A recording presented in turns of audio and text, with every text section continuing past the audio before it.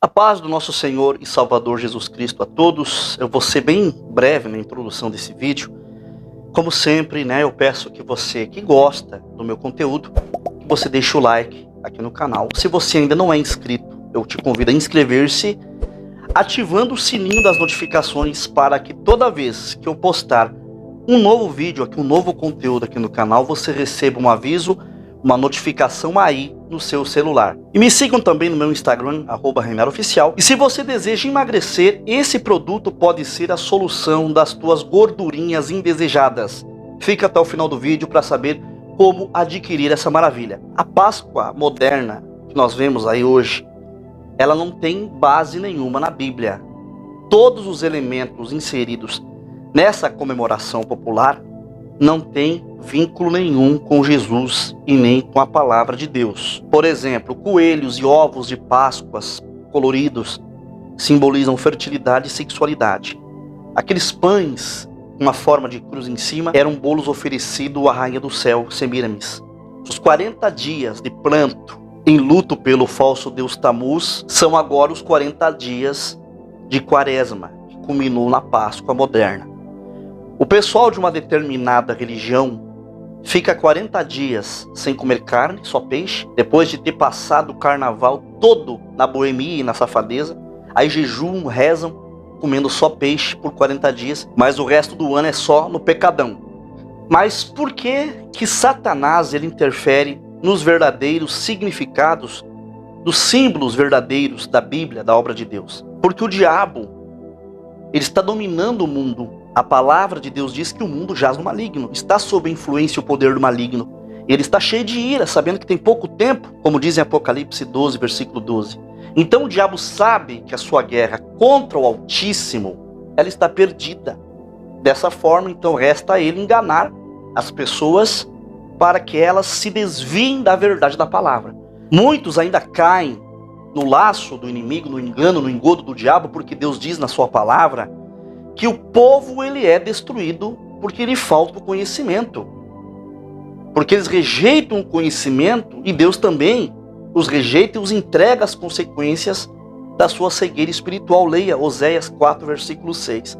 Porém, nós encontramos um conselho muito sábio e importante no livro de Apocalipse 1, versículo 3, que diz que são bem-aventurados todos aqueles que leem e os que ouvem as palavras da profecia da Bíblia e que guardam as coisas que nela está escrito, porque o tempo está muito próximo. Então o verdadeiro cristão, ele não comemora essas festividades que se originam de costumes pagãos. É como eu sempre digo, que muitos costumes pagãos foram introduzidos no desvio da Igreja Católica durante a conversão, a falsa conversão do Constantino, que fez uma salada de fruta, misturou um monte de heresia. Então Deus odeia essas práticas. Se você é cristão e comemora a Páscoa do jeito que o mundão aí fora celebra, além de você estar trazendo maldição sobre a tua vida, sobre a tua casa, você não entendeu nada do verdadeiro significado da Páscoa bíblica e nem a transição que houve em torno dessa celebração na morte de Jesus. Mas para você entender, presta bem atenção no que eu vou falar aqui. A Páscoa ela é uma celebração judaica que foi instituída por Deus através de Moisés, seguindo uma ordem específica do próprio Deus. E o significado da Páscoa para os cristãos está diretamente relacionada à Santa Ceia do Senhor, à morte e à ressurreição de Cristo. A primeira Páscoa judaica ela foi realizada no mês de Abib, posteriormente foi chamado de mês de Nissan, que corresponde ao período entre março e abril do nosso calendário gregoriano.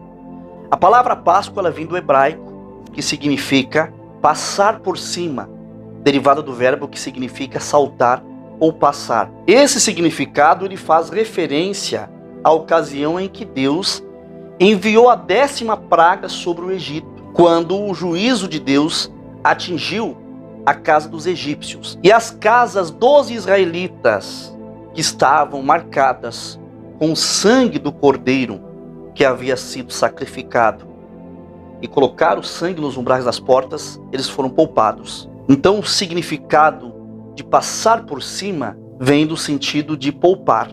Ou seja, A morte passou por cima da casa dos israelitas pela misericórdia do Eterno.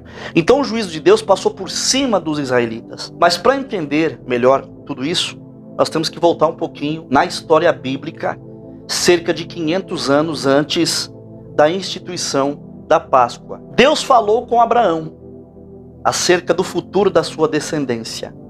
O povo de Israel foi avisado que os israelitas seriam peregrinos em terra alheia. Eles seriam reduzidos à escravidão e oprimidos por 400 anos. Porém, Deus também prometeu que iria levantar um homem para ser o seu salvador e que libertaria o povo de Israel da opressão. Mais tarde, José, bisneto de Abraão, ele foi traído pelos seus irmãos e vendido como um escravo e acabou parando lá na terra do Egito. Depois de enfrentar muitas dificuldades e tribulações, segundo o plano soberano de Deus para que ele se tornasse governador do Egito, José liderou o Egito de uma forma tão sábia, garantindo que o povo do Egito tivesse mantimento numa época terrível de escassez e fome. A fome e a crise levou a casa de Jacó até o Egito em busca de alimento e pão. Então eles descobriram que José havia sido exaltado por Deus e honrado naquela terra, e que ali a descendência de Abraão sobreviveria à fome. Então durante algum tempo, os israelitas viveram com muita dignidade no Egito. Mas José e toda aquela geração de hebreus morreram. Aí chegou um tempo em que se levantou o faraó, que não conhecia José nem a sua história, escravizou o povo de Israel durante 400 anos no Egito, cumprindo a palavra. Então Deus levantou Moisés como libertador do seu povo, e esse processo envolveu 10 pragas que o Senhor enviou ao Egito para tirar o povo de lá, porque o coração do faraó ficou endurecido. E foi na última praga, que consistiu na morte dos primogênitos dos moradores do Egito, que foi instituída a Páscoa. Quando Deus anunciou essa 10ª praga, Deus também deu instruções a Moisés de como os israelitas deveriam proceder. O Senhor ordenou que os israelitas sacrificassem um cordeiro ou um cabrito macho, sem defeito, no 14º dia do mês de Abib, que depois passou a ser o mês de Nissan. E que eles deveriam aspergir ou passar o sangue do cordeiro nos umbrais e nos altos dos batentes das portas das suas casas. E eles deveriam também comer a carne do cordeiro assado no fogo, acompanhada de pães asmos e ervas amargas. Nós podemos fazer a seguinte observação: os pães asmos eram pães sem levedura, ou seja, sem fermento. Diz a palavra que eles deveriam ser comidos com pressa durante o êxodo. E as ervas amargas, elas estavam diretamente associadas ao sofrimento, ou amargura e aflição dos hebreus no tempo da escravidão do Egito. Diz a palavra que o Senhor ordenou que o povo de Israel comesse com pressa, com os lombos cingidos e com sandálias nos pés e com o cajado na mão, pois naquela mesma noite Deus passaria sobre o Egito, e quando o juízo de Deus atingisse o Egito, morreriam todos os primogênitos, desde os homens até os animais. Isso também significou a completa derrota dos deuses do Egito. Então o significado da Páscoa judaica está claramente registrada no livro de Êxodo. Presta atenção. E acontecerá que quando os vossos filhos vos disserem: que culto é este? Então direis: este é o sacrifício da Páscoa ao Senhor, que passou as casas dos filhos de Israel no Egito, quando feriu aos egípcios e livrou as nossas casas. Então o povo inclinou-se e adorou. Êxodo 12, do versículo 26 ao 27. Os evangelhos trazem várias passagens que relatam a celebração da Páscoa durante a vida e o ministério de Jesus. Jesus era levado pelos seus pais todos os anos para celebrar a festa da Páscoa. E no Evangelho de João, por exemplo, encontramos pelo menos 4 referências à festa da Páscoa. E que nessa época o cordeiro ele era sacrificado na área central do templo e o seu sangue ele era lançado por um sacerdote sobre o altar. E a refeição pascal ela podia ser comida em qualquer casa da cidade. Então era comum judeus eles se reunirem em grupos, assim como, por exemplo, o grupo de Jesus e os seus discípulos, eles se reuniram no cenáculo, formando um tipo de reunião e celebração familiar. Dizem os historiadores que por ocasião da Páscoa, acredita-se que ia cerca de 60 a 180 mil judeus que compareciam a Jerusalém. Obviamente, a maioria desses judeus era formada por judeus da diáspora, ou seja, judeus que viviam fora da Palestina. E naquela época, os gentios, aqueles que não eram judeus de nascimento, nem de descendência, eles não podiam participar da Páscoa. Porém, os prosélitos, que eram gentios convertidos ao judaísmo, aqueles que aceitassem a obedecer às condições exigidas, podiam participar da celebração da Páscoa junto com outros judeus. Depois da queda de Jerusalém e, consequentemente, da destruição do templo em 70 depois de Cristo, a Páscoa judaica ela passou a ser uma celebração mais íntima e familiar, bem próxima do que era feita no Êxodo, já que não era mais possível as pessoas realizarem todo o ritual feito no templo. E é importante prestar atenção que João Batista, quando ele pregava, ele fazia uma declaração importante acerca de Jesus, dizendo: eis o Cordeiro de Deus que tira o pecado do mundo. Olha só, Jesus foi traído, preso, crucificado durante a festa da Páscoa em Jerusalém. E na noite anterior, Jesus e seus discípulos, eles comeram do Cordeiro Pascal em Jerusalém, e aquela foi a última ceia pascual. Ou seja, era a última vez que aquela instrução dada a Moisés no Egito deveria ser observada.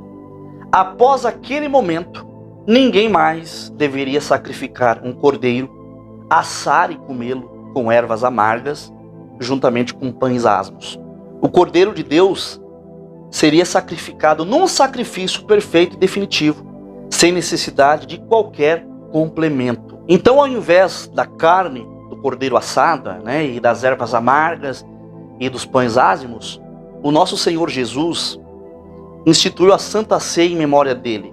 A Páscoa judaica foi extinta e no lugar dos emblemas, um cordeiro assado, ervas amargas, pão ázimo, Jesus instituiu o pão e o vinho em memória dele.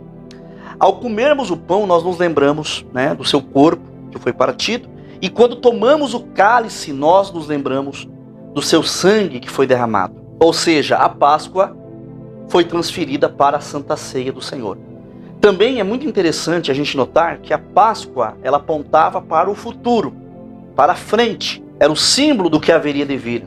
Um cordeiro santo, sem pecado, seria sacrificado pela humanidade inteira.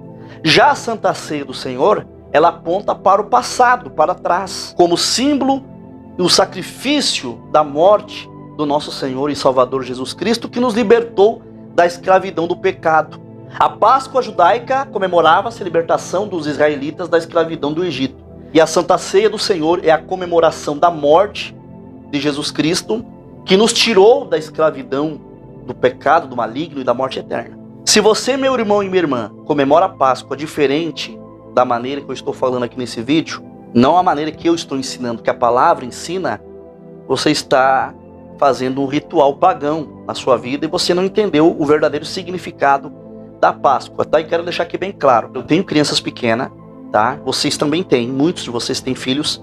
Não é pecado comer um ovo de chocolate, tá? Só que nós não devemos comer comemorando a Páscoa.